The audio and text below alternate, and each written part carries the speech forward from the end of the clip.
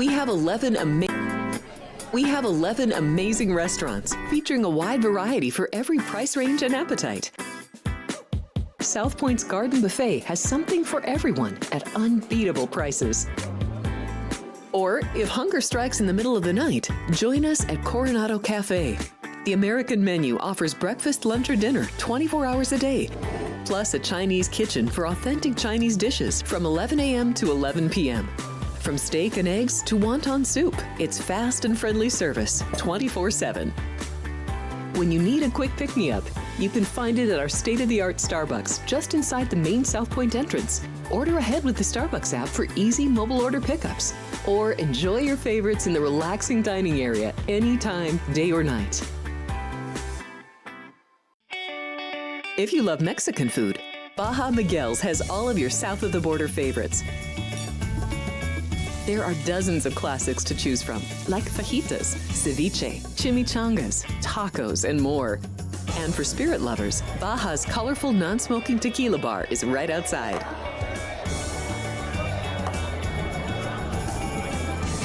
It's Sports by the Book at the South Point Studio. Here's Jeff Parles and Alex White. Welcome in. It is Sports by the Book here on the South Point Studio. Voice will eventually join the program. I'm Jeff Parles. Alex White is here. We're happy to be with you as always. Alex, we said it moments ago to our friend Ralph Sirocco. These are the type of cards you look at and it's like, all right, well, you got a few ranked matchups. If we're going off polls, we know polls don't make prices. Get that for Vinny on a shirt, please. But this is the type of Saturday where we come back in tomorrow morning and be like, oh, boy, what just happened here in college football yesterday? No, you're right, especially if you look down the board and at different conferences here. We do have some interesting and intriguing matchups, and we'll give our best bets and maybe even some totals to throw in there because some of the matchups do seem a little hard with the spread, but it should be a fun Saturday, as always. Well, it will always be a fun Saturday here as we get you ready for, again, the final Saturday in October. Only a month ago of the regular season, crazily enough, here in college football. And we begin in a game in the past, which usually would be a big-time rivalry. Well, it is a big-time rivalry game, but it'd be a big-time game on top of being a big-time rivalry. And this year it is not, because the Florida State Seminoles have been awful this year. One of the worst teams in the power conferences. They have one win. It was against FCS competition. They're 0-6 against the FBS, and they go down to South Beach to take on the Canes of Miami. 7-0 Miami Hurricanes to begin the year. 21 now behind us after being 21.5 for a good chunk of the week. And look, I said this with Chris and Vinny yesterday. Miami's just kind of begging to get beat, but if they get beat today, it's 9-1 on the money line for a reason. This would be a monumental upset in a year where Florida State has obviously had a season from hell. And Miami, again, they're going to be favored in all the remaining games in the regular season. 12-0 regular season should be the expectation at this point for the Canes. I hope they don't get beat. I'm really looking forward to a Miami and Clemson matchup for the ACC. I think that would be a great game, two different styles. So I can't do anything here, Jeff. I made Miami a 24-point favorite because, as you've mentioned, Florida State, they're 132nd in total yards per game. They're 128th, averaging just 15 points per game. And then you have Miami, who's number one in most offensive numbers, one in points per game, averaging 47. So this would be quite a shock if Florida State were to pull off this upset. So I lean to Miami here, but there's better games. I don't need to lay 3 touchdowns. It would only be 21 in this game for Miami. I'd only lay it with the Canes. That'd be the only way I'd look to do it. I don't think we're going through 21 either way. Maybe we go up. I don't think we go back down to 20.5. We've never even touched 20.5 this week. So looking at 21, it would be only a lean to the Canes for both of us here in this one here this morning. Can't even do anything with the total because, I know, and I just said Miami averaging 47 points a game, but I don't really trust Florida State. So maybe looking at Miami team total as well. I was trying to find that earlier in the week, but, that could be another way if you wanted to play Because even Florida State, who is known for their defense, I mean, they've really struggled defensively as well. Well, let's see if we can get you one real quick here. Go into the handy dandy app. This is great radio right here as I talk through this. Alex, team total for the Miami Hurricanes today. Boy, actually, you know what? I'm not even finding one right now. But based off of what the extrapolation's got to be, it's got to be still in the high 30s here today for the Miami Hurricanes in this one. All right, moving along. Let's go to the state. Let's keep it in the state of Florida. All right. And, you reacted as soon as we got into the studio. I'm going to give you the floor first because I mentioned this a bunch yesterday. A little bit of consternation on my end on BYU. 3, amazingly enough, with Central Florida as the favorite in this game. We might even see 3.5 potentially in this game. This open BYU -2. Ja'Cory Brown's going to start for Central Florida after playing very well a week ago against Iowa State in a game where, quite frankly, the Knights should have won that game in Ames. Took a last-ditch comeback in the final minute for Iowa State to win by a point. All right, Alex, what do we do here? BYU is undefeated. They've been as lucky as anyone in the entire country to the first 2 months. But we might be getting to the point where this is kind of jumped the shark here with this number. I had to take the 3 here now that we've hit it with BYU because, as you mentioned, undefeated. They're also 6-1 against the spread. Of course, we saw that game last week against Oklahoma State where they did not cover and very well could have lost that game. But I'm really not buying this UCF team. I mean, defensively, they have not been good this year. 72nd in total yards allowed, 108th against the pass, 32nd against the run. So they are a run-first team, and they are 3rd in rushing yards, and that's what they're going to try and do here. But I think BYU can hang around, and I think they've done just enough offensively because their defense is really why they are 7-0. But I think offensively they can hang in this one as well. So I took the 3 points. I made BYU the favorite. I know the situational spot and them going to Florida, and it screams this is where they get a loss. But I had to take the points. I can't stand this BYU team. There are a few teams every single year. Last year was Oklahoma State in the big, and I don't know why it keeps end up being a Big 12 team. This year it's BYU, and then as you saw earlier in the week, I mean, when you get 3 pick sixes, it's got to be your year for the Pitt Panthers as well. Yep. So I can't. This BYU team, just look at the numbers. Their defense has been good. That's the one difference with them and Oklahoma State from a year ago. BYU does have a legitimately good defense. Yeah. I will give them that. But their offense is a lot of smoke and mirrors, and a lot of luck things have happened for BYU's offense this year. I don't think Retzlaff is a particularly good quarterback. He just has gotten pretty fortunate with interceptable balls. And last week, I don't know what Oklahoma State's defense was doing on that final drive. It was embarrassing what happened for the Pokes at the end. I can't do it anymore. I was fully prepared as an underdog to take a plus price with the Knights of Central Florida. Now I can't do it. If anything, you're getting to the point where you kind of just have to take the points with BYU or even sprinkle that plus 125 money line on the Cougars. BYU is going to lose 2 of their last 5 games. I don't know where they're coming because they're going to be favored in all of them, except for today. They're going to be favored probably in all of them. There'll probably be a small dog at Arizona State with the way that this line went today. But they should be favored in Salt Lake City next week against Utah. Who knows how the market will play that. They'll be favored against Kansas at home. They'll definitely be favored against Houston at home. They have a shot to spoil someone's season for the college football playoff. This is not one of the 12 best teams in the country. I don't care what their AP poll rating is. They're not. They're probably closer to 25 as opposed to 12. But we'll see how it all plays out in Orlando. Just can't justify laying a bad number and a ridiculous number of debt on Central Florida at this rate. And for us, Jeff, I mean, we may be rooting for them to spoil somebody's season and make it into the playoffs because that would be an automatic play on the other team. So, you know what? I'm kind of happy you just said that because in my brain it's like, yeah, like if BYU, let's say BYU draws like Ohio State or even Penn State in that scenario, like, yeah, you lay the point. But do we really want to waste a playoff game on a team that shouldn't really be there? It's one of those catch-22s with BYU for sure. All right, let's go to the ACC. Virginia, North Carolina. I'm a little bit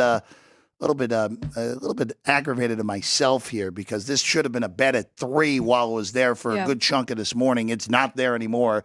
It went back on Virginia. Now it's 3.5 with the Cavs, 58.5 the total. Alex, we talked with Chris and Vinny yesterday about this.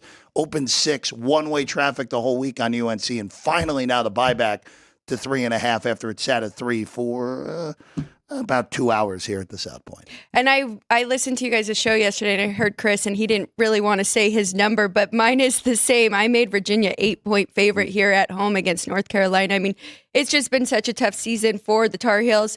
0-3 right now in conference, and their 3 wins are really not very impressive. So it would only be Virginia for me, but I did not lay the points, and I didn't get the best of the number.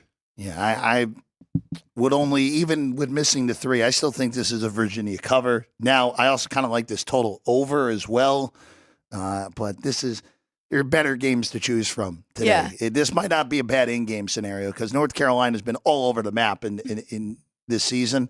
So you can kind of tell what version of North Carolina you're getting early in the game if you want to take a shot in-game one way or the other. That's a good point because they have yet to cover this year, but I'm sure with some in-game numbers, you could get a better number on them. But they do have home revenge, and they are coming off a bye week, so that kept me off of it as well. As always with North Carolina, bad quarterback situation. Of course, as soon as Max Johnson broke his leg week 1, it's been a revolving door since then in Chapel Hill.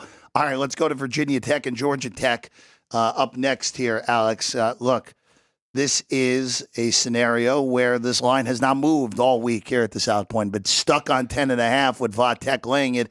Haynes King not expected to go here today again. 52.5 the total. Look, I thought Georgia Tech actually played a pretty reasonable game for about 2.5 quarters last week against Notre Dame before the wheels really started to come off in that game at Mercedes-Benz Stadium.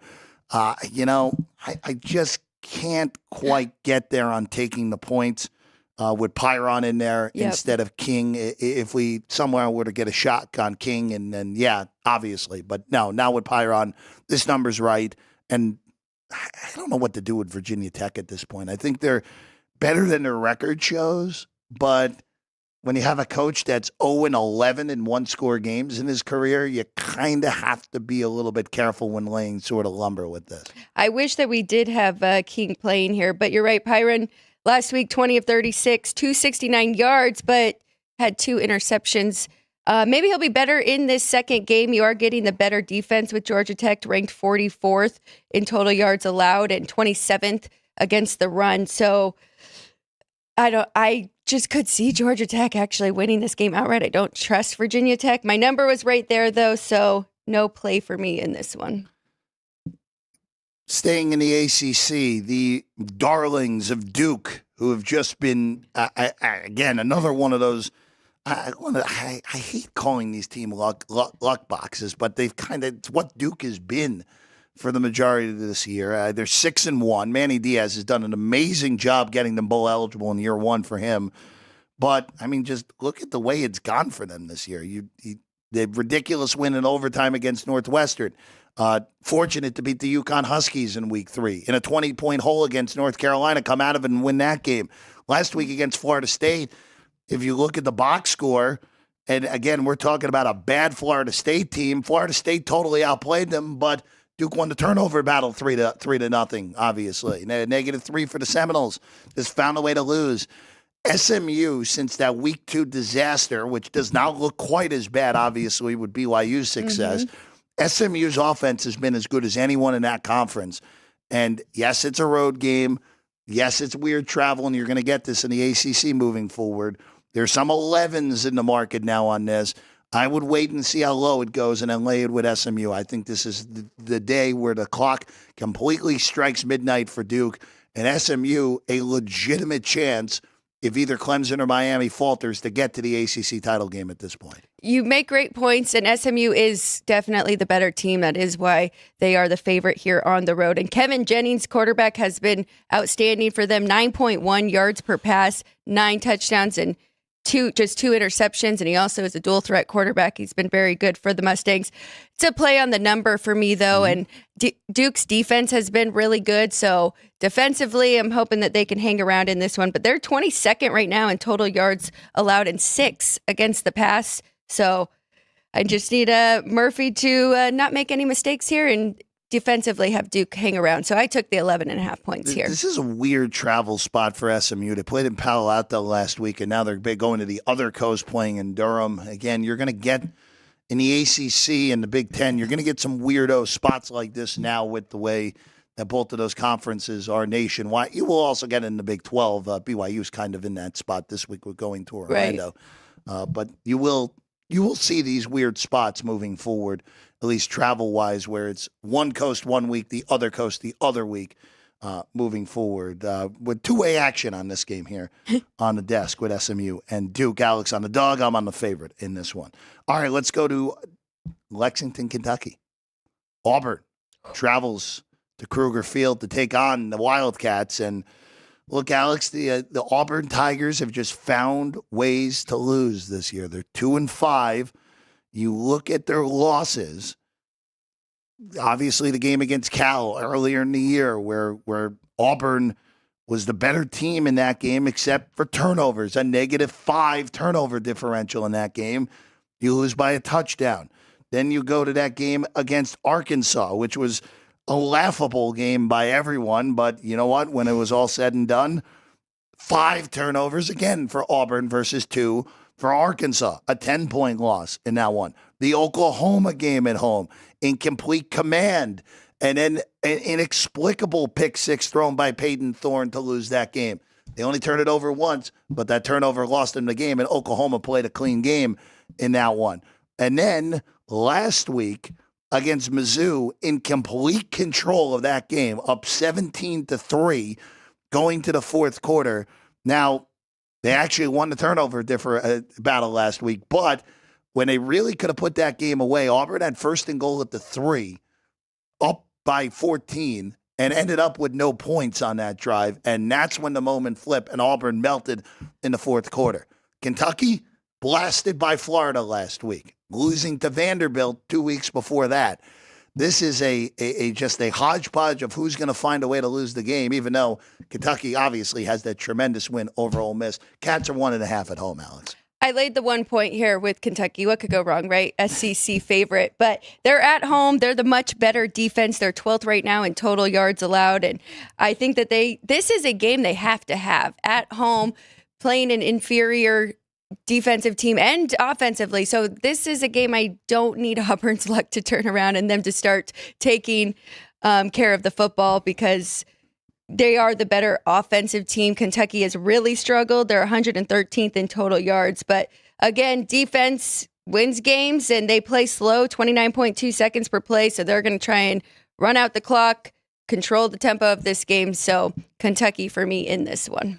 I would only be Auburn for me, but again, I just outlined it. Auburn has just found ways to lose and just being creative in the way they've lost this year. I have concerns about Kentucky's offense moving the ball in this game. Auburn's defense actually has been good. They just have been lost in the shuffle because of the idiocy of their offense this year. This does feel like an under game as well. 44 is just very low for an SEC game. So tread a little carefully if you're going to go on that total. But this should be a game about the defenses in this one. Nothing. In the end, it would be a lean to Auburn and a lean to the under. Alex already laying the 1 earlier in the week with the Kentucky Wildcats at home.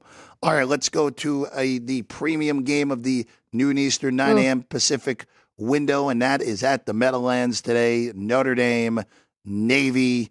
Undefeated Navy, 1 loss Notre Dame. The Irish, as we've talked about, Alex, 14-point favorites in this game, have been excellent since the loss to Northern Illinois. Now, if you look at I'll throw some cold water on this real quick for Notre Dame. If you look at the opponents the last 5 weeks, since that disaster against Northern Illinois. And, of course, look, they won at Texas A&M, and that win just continues to improve as the season goes along because A&M if they win today, A&M is going to be in the SEC championship game more likely than not, based off their schedule, as wild as that may seem. Here's who Notre Dame has beaten since losing to Northern Illinois. They beat Purdue by 1 million. Purdue's the worst team in the Big Ten. They beat Miami of Ohio 28-3. Miami of Ohio has been a pretty big disappointment in the MAC, all things considered. They beat Louisville by a touchdown in a game where Louisville, I thought, got extraordinarily hosed by the officiating in that game. Now, Notre Dame was better, but Notre Dame got some breaks that they normally get at home. They beat Stanford 49-7. Stanford's a bottom feeder in the ACC. And they beat Georgia Tech on the road with Georgia Tech's backup quarterback. This has not been exactly murderer's row that Notre Dame has defeated over the last 5 games.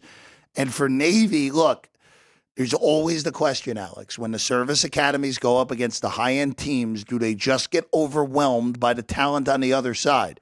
There's no doubt who has the more talent in this game. It's the Irish. But I took 14 with Navy. I get why Chris yesterday went on the other side on Notre Dame. But I think this game's close. I don't think Navy has enough to pull the outright upset. But this game being 21-14, 24-17 with 5 minutes to go and Navy having the ball with a chance to tie the game late wouldn't shock me one bit. I do think Notre Dame wins, but Navy covers the 14 points in this neutral site game today. I think you made great points about who Notre Dame has played.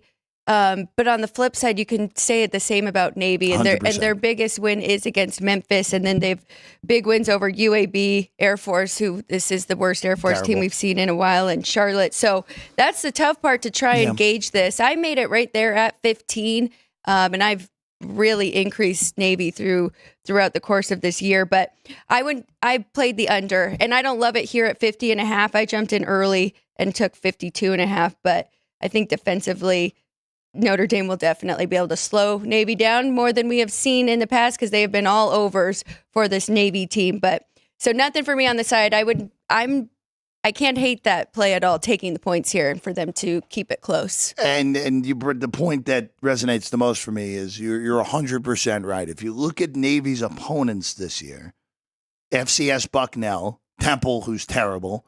That win over Memphis was a huge deal when it happened. Memphis still with a path to 11-1, so that is nothing. That is nothing to scoff at. That's a really good win any way you slice it, the way they did that at home. But then the last 3 weeks, they've just played teams that are terrible. UAB's awful. Dilfer's on his way out there. Air Force, it's the worst Air Force team in 20 years, basically.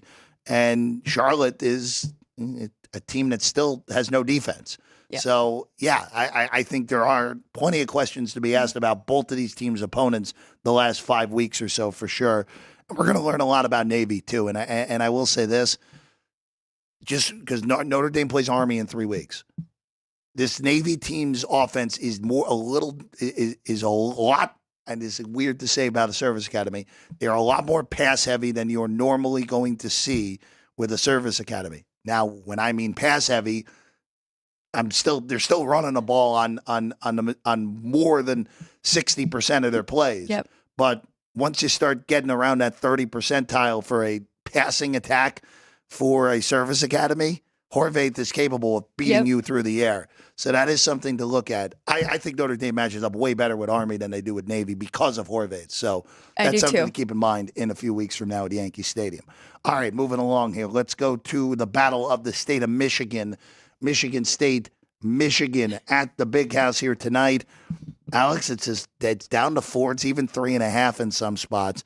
If you got the 6 at the beginning of the week with the Spartans, job well done. Total 39 on this one. Oh, I'm going to hate myself at the end of this day. I laid the 4 here with Michigan. I think this is a game that the players get up for. I mean, it's been a disappointing season for them. They still have a really good defense. They're 29th in total yards allowed. But, I mean, truth be told, this Michigan State team has been very good. And if you look at their numbers, I mean, they're 34th defensively. So they can hang around in this one. I really do think this is one where Michigan grinds it out, runs the ball a lot. I mean, they have to, and hangs in there defensively and wins by a touchdown. I have nothing here. At 6, I thought it was fine on Michigan State. Don't chase bad numbers on the Spartans now. Michigan's quarterback situation is a disaster. It doesn't matter if it's Warren or Tuttle or Orgy. It doesn't matter. You're not getting quality quarterback play out of Michigan this year. Just not happening. And the total is so ridiculously low, but if we avoid defensive touchdowns, it's probably okay to go under that. But again, with the quarterback situation in Michigan, Childs has thrown the ball to the other team this year as well. Be wary with defensive touchdowns potentially in this game. You got a stronger stomach than I do with laying with Michigan. That's all with that one, Alex. All right, let's go to another battle of the M's in the Big Ten. Minnesota welcomes Maryland. This is the We Beat USC game here. Yep. 5 on the Gophers, up from 4 at the bottom. Was 4.5 at the beginning of the week. 46.5 the total for this one between the Terps and the Gophers, Alex. I am on Minnesota in this one as well. I did lay the points here. I just think they're a far better team. Maryland's been better than we expected, especially offensively, but now they've struggled. They're averaging 29 points a game and allowing an average of 25. Minnesota averaging 25 points a game and holding teams to just 16. So defensively, I think Maryland will be up for this game. They're actually 5th in total yards allowed. So very good defensively. Max Brosmer's been decent enough, completing 68% of his passes, 6.9 yards per pass, 8-4 touchdown interception ratio, though. So I don't love that. But better defense here with Minnesota. They're at home. I think this is a game that they have to have. I'm looking for reasons to bet Maryland, but off of the way they won that game last week, where USC just melted down in the fourth quarter. By the way, for bowl perspectives, Maryland's kind of got to get this game. Ooh. Where they still have a road trip to Autzen and a road trip to State College left on the board. They're not winning those 2 games. They get Iowa and Rutgers at home. They'll be favored at home against Rutgers with the way Rutgers has just melted the last few weeks. But that Iowa game, who knows? Who knows what you're getting out of Iowa at this point on a weekly basis, because that offense is so bad for the most part, even though they've been better than they were a year ago. I don't want to look. I can't quite get there because that win last week, that takes a lot out of you if you're Maryland. And this Minnesota team, that defense still can play. Yeah. Well, in Maryland, I mean, 2 weeks ago before that USC win, they lost to Northwestern 37-10. Wasn't even that close. So that's a major concern. It was bad. You could say it. It's okay. Yeah. Minnesota, by the way, kind of needs this game. Again, for these 2 teams, they're both at 4 wins right now. Kind of have to get these games where you're favored at home if you're the Gophers, where, again, they go to Rutgers, they go to Minnesota. Quite frankly, I wouldn't be shocked if they win in Illinois next week. I think Illinois is one of those. We'll get to them later. They're another one of those luck box teams that happen to win a few games they probably shouldn't have this year as well. All right, let's keep it moving in the Big Ten. Let's go to Indiana. College game day in Bloomington for the first time ever. No Curtis Rourke. We've known this the whole week. Thumb injury knocks him out. Tavon Jackson gets the start after coming in and playing great in relief a week ago in that just annihilation of Nebraska by the Hoosiers a week ago. Alex, now that we're south of 6, what do we do here? This open 7 has basically been one-way traffic on Washington except for one quick move back up the ladder earlier in the week. And that total sitting at 54, which in all honesty for an Indiana game, relatively low at this point.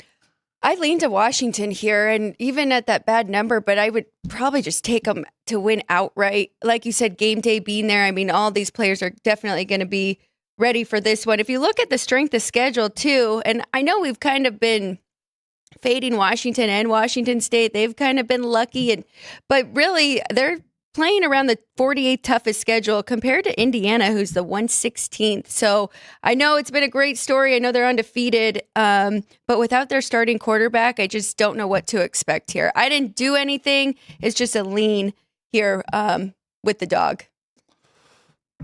I don't know what to do here because if you look at Washington away from home this year, and again, Washington's road trips so far have been multiple time zones away. And this is another one where we're going Pacific time zone to East time zone. Yes, Indiana's in the Eastern time zone in Bloomington. Don't ask the folks in Terre Haute, though. They're in a different time zone. Isn't that stupid? Stay with multiple time zones in it. Ridiculous. So Washington, that Friday night game against Rutgers, remember, Alex, Washington dominated that game and found a way to lose. Yes. Dominated. 7 yards to 4.5 yards. Gross missed 3 kicks. Washington failed in the red zone multiple times. Just everything that could go wrong. It was a Murphy's Law game. It threw me off with Rutgers for a little bit. Yeah, well, now I know who Rutgers actually is. Rutgers is fallen off, to put it politely. Then they go on the road, and by the way, for Washington, the last time we saw them, which honestly feels a lot longer ago than just 2 weeks, they got ran out of the building by Iowa. And that's hard to do. They gave Iowa 40. I'm just concerned that them away from home this year. Now, they haven't lost on their home field. Yes, they technically lost in Seattle, but that was at the Seahawks' place when they lost to Wazoo in a game they shouldn't have lost. Mm-hmm. But I'm concerned about the travel here for Washington. They just have been brutal away from Seattle this year. Not strong enough to lay it with Indiana. But that is at least something I'm looking forward to early in this game to see how Washington looks with the intense, with long travel again, where they have failed twice this year away from home. You did just remind me, though. I mean, because it was 2 weeks ago that we did see them at Iowa, so extra time to prepare here for this Indiana team, maybe off a bye week, but. That game felt like it was 9 years ago, not 2 weeks ago. It felt a lot longer ago than that, to say the very least. All right, now let's go to a game that I do not like either of these teams because I can't figure them out. TCU at home against Texas Tech, 5.5-point favorites, Horned Frogs at home, 65.5 the total. Alex, what do we do with these teams? It's funny because I don't think you're the only one. I mentioned to my dad early in this week, we're definitely taking the points here with Tech, right? And he has TCU way higher, so we're on complete opposite sides here. But I did, following my numbers, I jumped in and took 6.5 here with Texas Tech. And we talk about them and their run game and, you know, how much better that they have been. But TCU, they're a tough team. I don't know. Defensively, they're okay, 33rd. But we just haven't really seen them put it together in a full game against a good opponent. So taking the points here, I think that this is going to be a close game. I can't stand either of these teams. I think they're both relatively average. Both look, Texas Tech has an elite player in Taj Brooks. Yep. There's no arguing that. I don't think TCU has many elite players on their roster at this point. I think they're the better full team. Yep. But I don't know. If you got 7, 6.5, even 6, okay, I can justify taking it with Tech. Other than that, this is a nice, good old pass here because I can't stand these teams. The last time we saw Texas Tech, that was a pretty good performance last week, Alex. Yeah, pretty good, giving up 59 to Baylor a week ago. And I had Baylor there, so that's why I think my numbers have got to be relatively close on them. We'll see. You might be one of the few people that has Texas Tech figured out. Let's not go that far. It'd be pretty impressive if you did that. Yeah. All right, now the game of the day. This is a mega game in College Station. Alex, if the SEC title game was held today, it would be this matchup. It is the only 2 unbeatens in SEC play. Someone's going to get a loss today. Aggies are 1.5 at home against the Tigers of LSU. It's pretty much been one-way traffic on LSU here after a quick move early in the week to 3.5. One-way traffic the other way. Now back to 1.5 with A&M. 54.5 the total in what seems to be a tremendous game here tonight in primetime. It's really tough. This one, it's really going to come down to quarterback play, I think. And Newsmeyer's been very good for LSU.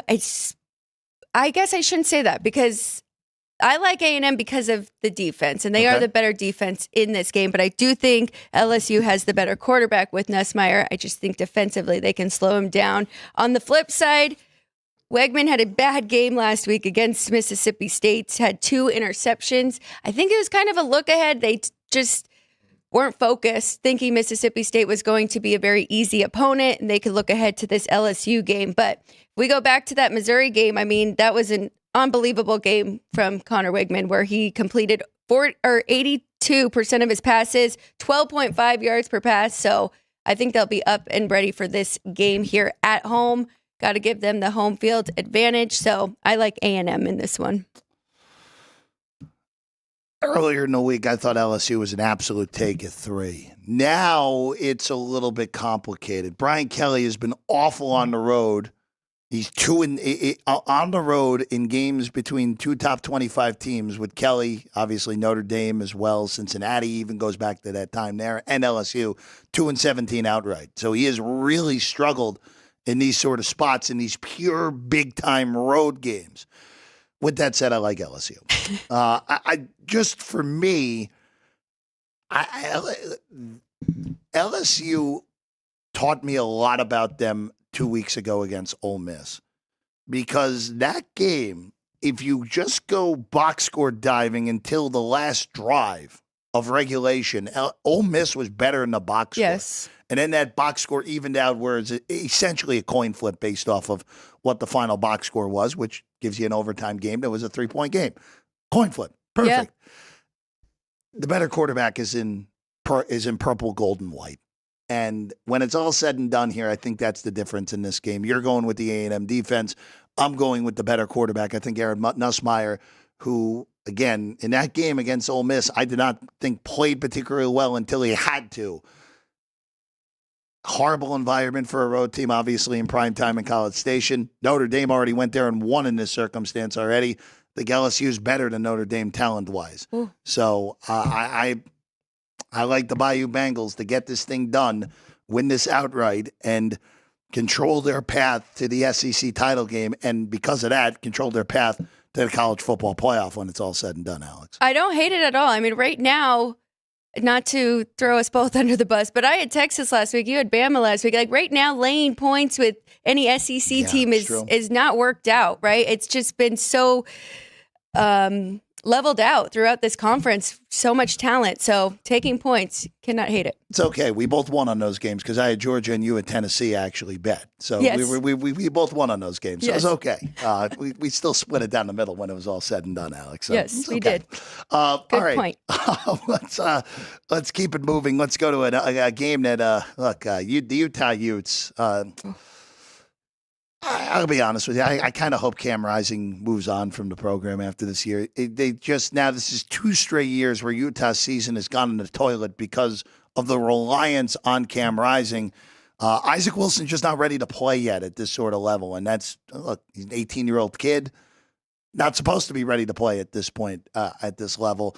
Utah's 4.5 on the road at Houston. The Cougars are a bottom feeder in this conference. Utah's just finding ways to lose because they have no offense. The total is obscenely low at 37 for a non-Iowa game. Chris liked Utah yesterday, Alex. What would you do potentially here in this game, if anything? Nothing for me in this game. My numbers do say Utah as well, so I don't mind that for Chris. And maybe Isaac Wilson gets better, as time goes on. And Donovan Smith on the other side with Houston is thrown just as many picks, so you can't really trust them. But, I mean, we saw that big upset over TCU, so you don't know which Cougars team you're going to get. But with that being said, I mean, that is a very low total here. We could get some defensive touchdowns. Wait in game. Let's just see what happens. At least I'm more interested to see what Houston's offense. I know BYU's not going to, or excuse me.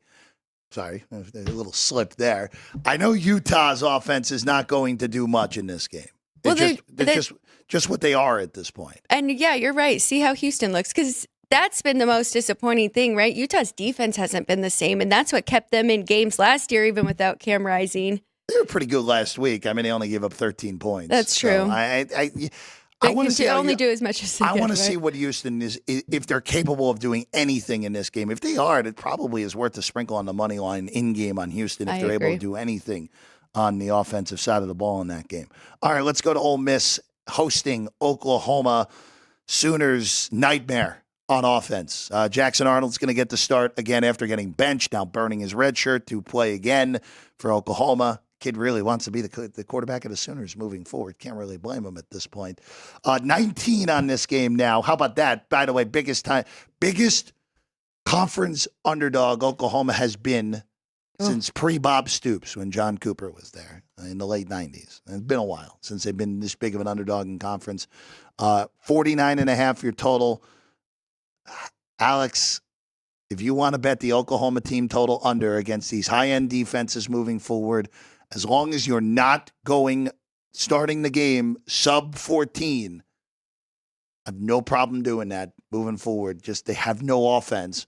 And their defense hasn't really scored much this year either, except for that Auburn pick six. But I would be inclined to keep just rolling Oklahoma team totals under against these high-end defenses because their schedule, Alex, other than next week when they play the dynamite Black Bears of Maine, Alex, they get Mizzou on the road, Alabama, and LSU after this. Their remaining 4 conference games are obscenely difficult. I think that is the best way to play it because I actually contemplated laying the points here with Ole Miss. If you look at Oklahoma's injury list, it's just so long, and he has no wide receiver. So even though I do think that Jackson Arnold is the better quarterback, and now you get him starting again, it's just offensively they have no weapons. And on the flip side, you've got Ole Miss who, if you look at their numbers, I mean, they're second right now offensively in total yards and 13th defensively. So an elite defense, as you mentioned. So instead of laying that, I think that's, if you can get under 14, I think that's probably the better play here. I'm trying to see the exact number here because one major book that is a national brand is refusing to put up team totals today for the morning, which doesn't make any sense. The other major book, let's see, because Sean put this out before. So it's 14.5 minus 130 on the under. See, they're onto it. They're onto it with these team totals for Oklahoma. Again, you can't go lower than 14.5 at the beginning of the game, but I don't have a problem laying some juice. I don't see them scoring many points, and I would be with you as well. I'd only lay it with Ole Miss in this spot against Oklahoma. The other Oklahoma team, Oklahoma State, a 6.5-point dog, and I'll make it 7 now, actually. Oh, wow. I'd move back to 6.5, but it was 7 not too long ago. That move is pretty recent, back to 6.5. If you got that 7, if you didn't blink, job well done. That's all I'll say on Oklahoma State. There is one remaining in the market if you want to go grab it over at Circa. Alex, 6.5, though, with Baylor. You were on the Bears last week, and they just romped the victory a week ago in Lubbock. Yeah, and I still only made the Bears the 3-point favorite here at home. So I wasn't jumping to take that 6.5 with Oklahoma State. As you mentioned, that 7 would have been a definite grab there for the Cowboys here. But it's been a tough year, and you talked about their defense last year, and we've seen it this year as well. They're 130th in total yards allowed, 109th in passing, and 130th against the run. So, I mean, Baylor coming off that bye week, good spot for them. They looked impressive against Texas Tech. We'll see if they can put together another full game here, but nothing for me. It would be a grab at 7, though. Yeah, it would only be a grab at 7 on Oklahoma State. Wouldn't do much of anything else on that one. All right, let's go Mizzou at Alabama. So Brady Cook yesterday, it was Pete Thamel first saying upgraded to questionable with that high ankle sprain. Then Bill Pollock, shout out to Bill Pollock, I miss you, my friend, of Missouri Net, reporting that Brady Cook is expected to get the start here today, equating his high ankle sprain to what Patrick Mahomes had in the Super Bowl 2 years ago against the Philadelphia Eagles. Look, if you got the 17.5, 17 with Mizzou, you got the best of the number. The big question mark in this game now with it at 15.5, there's 2 for me in this game, one on both sides. On the Mizzou side, all right, if Brady Cook's able to start, which there's no reason to think he won't at least give it the old college try to start and start the game out there, can he finish the game? That, I think, is a humongous question moving forward in this game. And then for Alabama, what are we getting out of them? This is now 3 straight, since that first half against Georgia, it's 3.5 games now for them where they were fortunate not to blow the game altogether against Georgia. They obviously historic upset against against Vanderbilt. Fortunate to beat South Carolina, and then they lose last week in a game where Tennessee was pretty bad for 2.5 quarters. Yeah. What are we getting out of Alabama at this point? Is there a comfort level to even lay 15.5 points at this point with Bama against any conference opponent that isn't Mississippi State or Oklahoma at this point? This was a complete stay away for me with the uncertainty with Brady Cook and then running back out as well with Noel. So that kind of was a concern with Mizzou. And then at Bama, there's just been chirps of Jalen Milroe not being 100% healthy either. And you can kind of see that in Tennessee really shut down their run game, including him, who is a big part of their run game. So, yeah, I think this is a get-right spot for Alabama. Do I think that they're going to cover 15.5? I'm not confident in that. I'll say this, 17.5, if you got it with Mizzou, I think that was a really good number. I would not chase. You have to see how Cook looks, assuming he is out there, if you're going to bet Mizzou at any point now in this one. If it's Drew Pine at any point, Alabama's going to be able to shut Mizzou's offense down. Mizzou's defense has been hit or miss this year. Obviously, they had the awful game against A&M. The rest of the year, they've been relatively good. They were good when they needed to be a week ago against Auburn. But, again, if you got the 7.5, job well done. If you happen to lose that means Alabama finally showed up here for once, here in this last few weeks. All right, let's go to Nashville next. Wow, look at this. All Vanderbilt this morning. It was 18 and 19 and 18 and now down to 17 here in this one with Texas in Nashville. 51.5 on this one. Of course, Vandy somehow ranked now by the AP voters. Job well done there, guys. Texas, of course, coming off really just getting dominated by Georgia for the most part a week ago. Give me the over. I couldn't get there last week with Georgia and Texas. I thought Texas might really get us there in the second half with a little comeback there, but we didn't get there. But I do think we'll have offensive success on both sides. I am a little concerned with Texas coming off of that physical game against Georgia. I mean, historically, we've always talked about games after playing Georgia or Alabama, but I think that they'll be okay and they'll be able to score some points in this one. On the flip side, Diego Pavia have been very good with Vandy, and I think that they'll have some success on Texas's defense as well. So 51.5, that's the number I went over as well. I made this game 55. So it's not a complete 5-point difference for me, but I still like this over. And I think if you got that 18 or 19, I think that's right. I made this game right here at 17 with Texas on the road. I would have taken bigger numbers with Vanderbilt. Don't chase bad numbers in this game, especially if Texas scores first. You're going to get better numbers in game if you want on Vanderbilt in this one. All right, let's go to the Sunflower Showdown. Kansas State. The last time Kansas beat Kansas State, Alex White, George W. Bush was president. It's been a while. For the Kansas Jayhawks, 2008. I can't believe that. 2008, last time Kansas beat Kansas State. 55.5, 9.5 with the Wildcats of K-State in this one. This is one we talked about a little bit on the show with Chris and Vinny yesterday. I'm a little bit perplexed that the market's taken KU in this one, and now we're sub 10. Kansas State should be able to roll these guys. I do like the Wildcats. Now you're sub 10. I will only lay it with K-State in this one. Is this one of those weird Big 12 matchups, though? Kind Anything's of like we're in play talking in that about. league. You know it. That's you right. know it, Alex. Anything's in play there. We just have to bring up the Jalen Daniels. We saw a really good game from him last week, right? 16 of 21, 247 passing yards, 3 touchdowns, and no INTs. So maybe he is coming back into form. Who was the opponent, though? It was Houston. Okay. I didn't do anything. I think this number is right. I mean, Kansas State has been very impressive. I do think that they are the top team in this conference. Yeah, for me, again, the Big 12, I know BYU is undefeated. I know the BYU people will yell at me continuously like they have the last 2 weeks. But Kansas State, Iowa State, I think there is a clip above everybody else.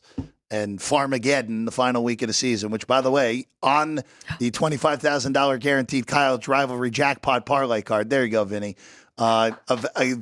Get as many as you want for $5 up until the games get going. At 9 a.m. on November 30th. That's the final Saturday of the college football regular season. I did my first one this past week, so I'll continue to add some as well. Keep adding them. Okay. Well, you'll end up with 10 when it's all said and done. It's okay.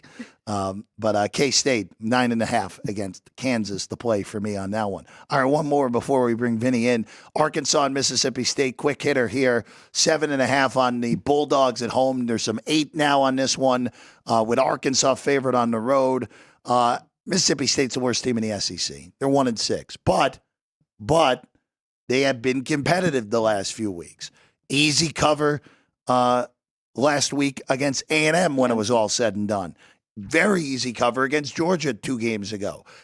Easy cover against Texas 3 games ago. Ever since getting run out of the building by Florida, they're 3-0 as a dog against the number and covering by relative margin in those games as well by at least a touchdown. In all three of those games, they covered by.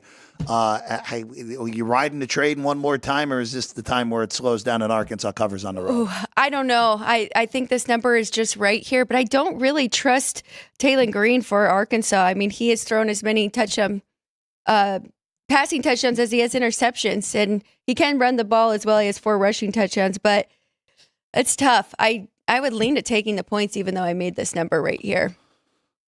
I would only take it 8. Could Arkansas end up running them out? Yes, absolutely. Always in play with a bad team in Mississippi State. All right, 1 minute. We'll take a 1 minute quick break here. Vinny Magliulo will hop on. Got a few more games. Alex has some off the radar leans as well, or plays, I should say. When we get back, Sports by the Book right here on a Saturday. South Point Casino has plenty of attractions for the whole family. Catch a movie. Our 16-screen movie theater includes 2 XD Extreme screens for the ultimate in viewing, sound, and luxury. After the show, treat the family to a variety of treats at our old-fashioned ice cream parlor, Kate's Corner. We scoop up a variety of creamy concoctions, including smoothies, hand-dipped cones, milkshakes, malts, sodas, and sundaes. At Kate's, there's something for everyone. And if you still got time to spare, our bowling center might be right up your alley. Voted Best of Las Vegas, it's a great place for friends and family fun. 64 lanes, a pro shop, snack bar, and arcade. And while the kids are bowling, you can play slots and sip on a drink in the Alley Cat Lounge while overlooking the lanes. For our more serious and professional bowlers, the South Point is also home to a separate tournament bowling plaza.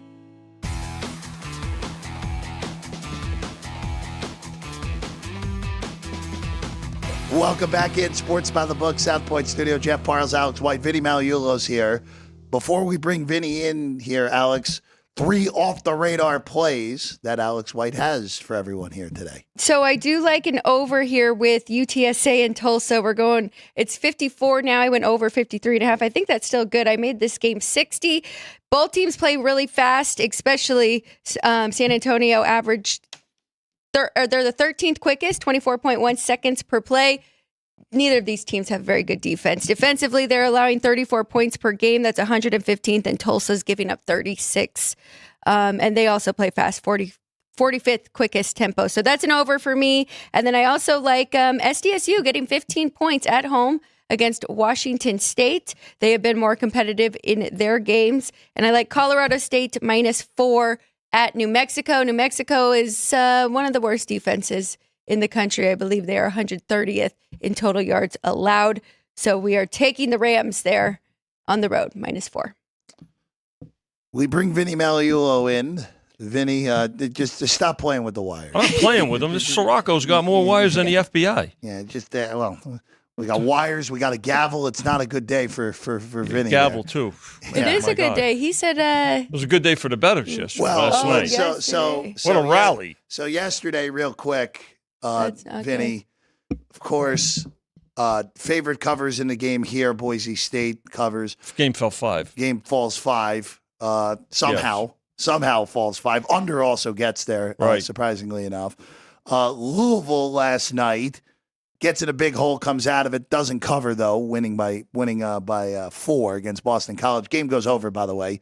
Another Louisville total that was not set high enough, and USC wins big in that ridiculous game that started at almost midnight on the East Coast. Mm-hmm. But the biggest win for the bettors last night was Freddie Freeman's grand slam to win game 1. Covered the run line. Covered the run line and got the game over to total. There was another one, though. Of course, yesterday was a holiday here in Nevada. It was Yes, Nevada Day, statehood day. How about, Vegas? Yeah, Vegas, with 3 goals in the last 3.5 minutes. Covers the puck line. Why not?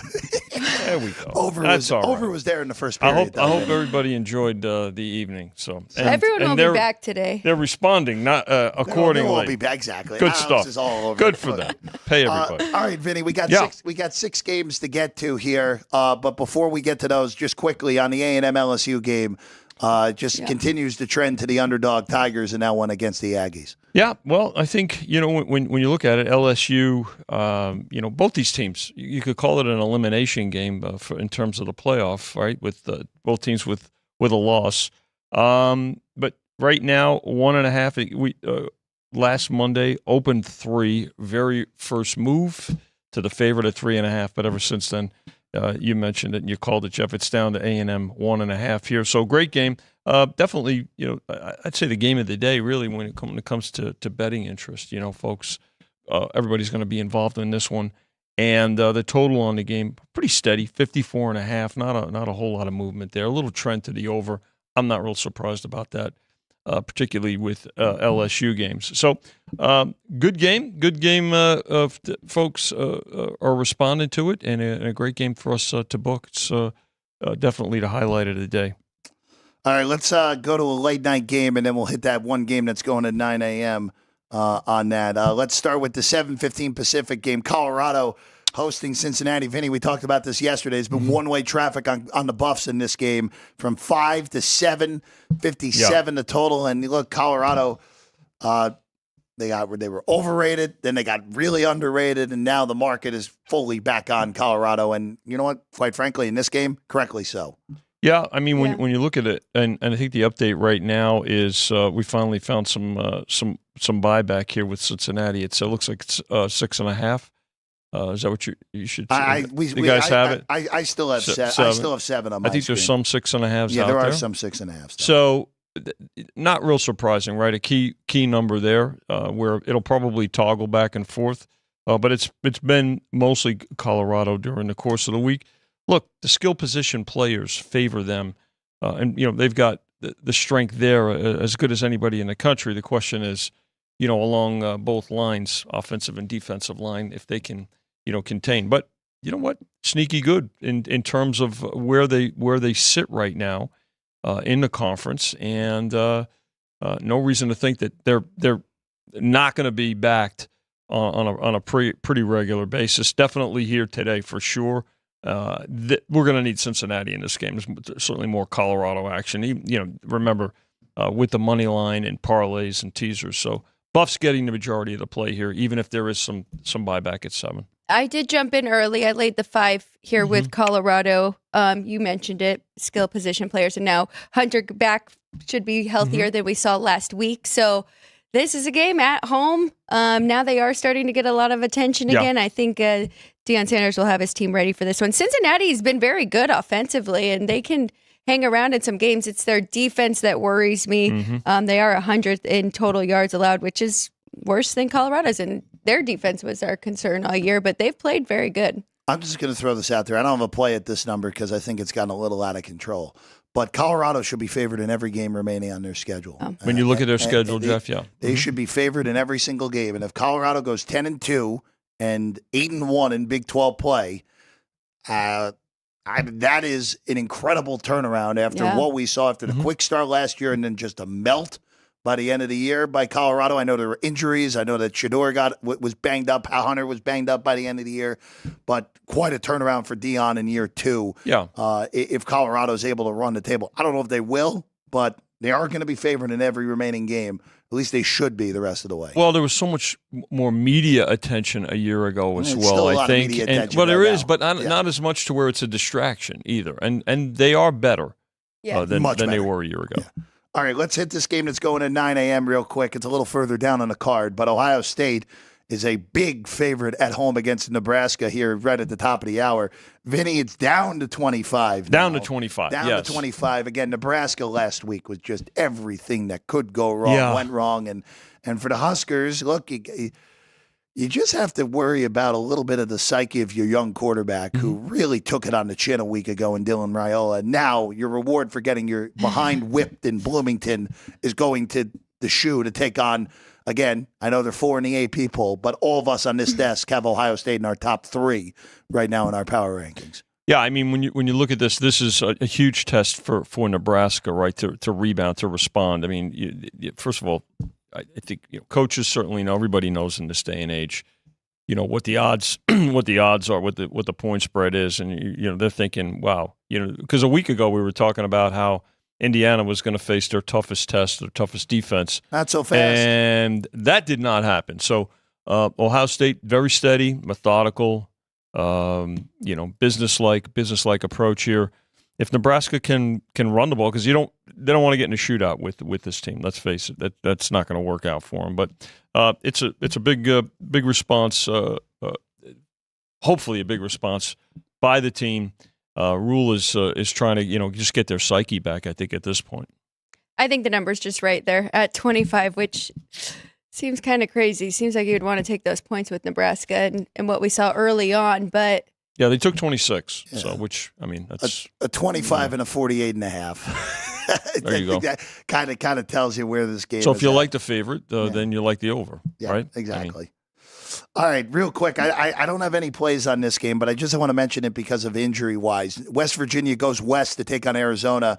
West Virginia, more likely than not, without their two best offensive players. That's Wyatt Milam, their stud left tackle, and more importantly to some, their quarterback, Garrett Green, is likely not to play here today. Nico Marshall will get the start for West Virginia. Has only played in 16 career games and barely has 400 yards passing. Arizona's been one of these teams I can't stand this year. There's so much talent on that team, and their offense looks awful on a weekly basis.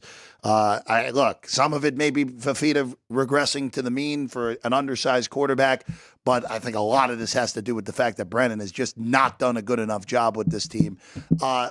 If this gets north of 6, which there are some 6s in the market, even with the backup, I would lean to take the points with West Virginia. Just Arizona's got to prove to me that they're actually somewhat of a real team this year, Alex. Yeah, I'm with you. I think you said it perfectly. I mean, I think they have the talent and they just haven't been able to put it together. So this was a complete stay away for me. It's one of the most one-sided games of the week in terms of the betting. 2.5 up to we'll probably see 6.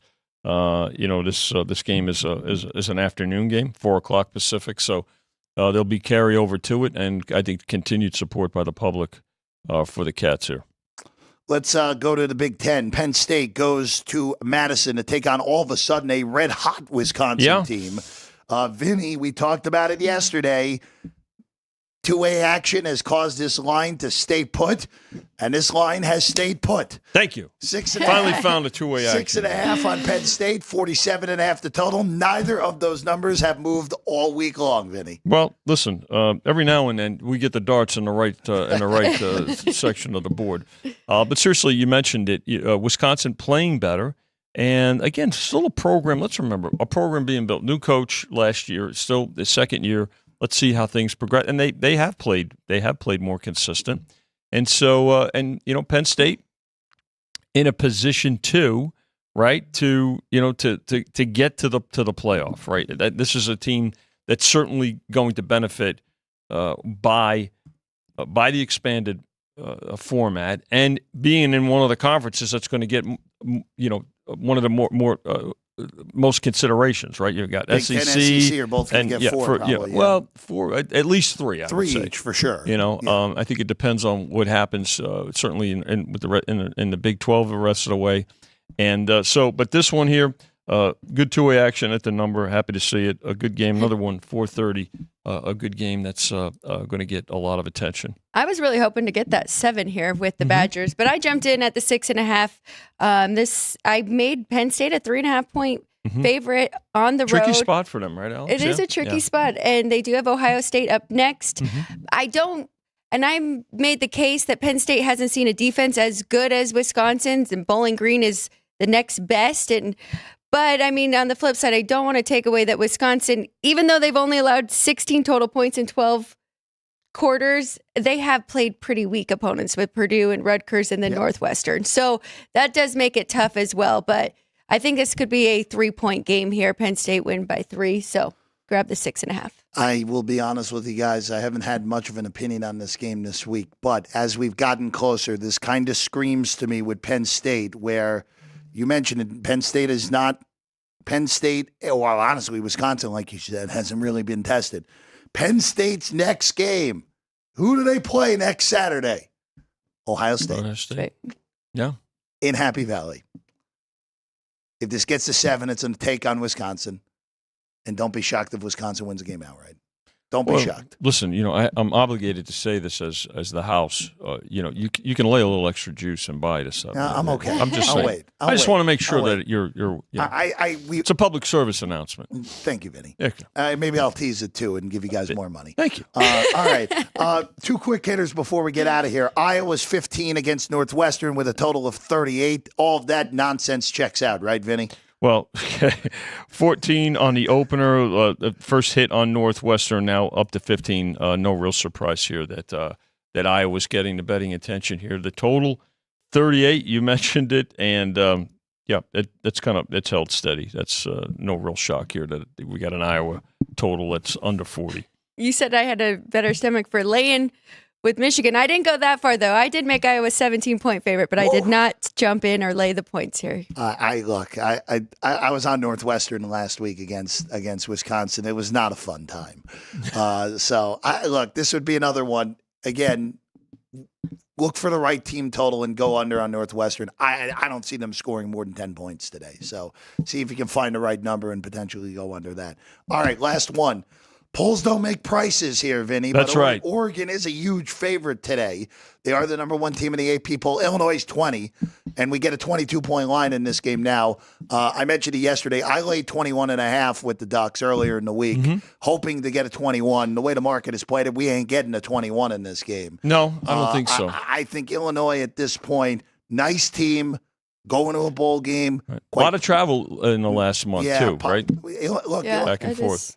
Illinois is going to be favored in their last 4 games after this. So a 10-win season is definitely in play for Brett Bielema, which would be an amazing accomplishment for this team. Yeah. But they're going to get destroyed here today. This is bad travel, as you said, for Illinois.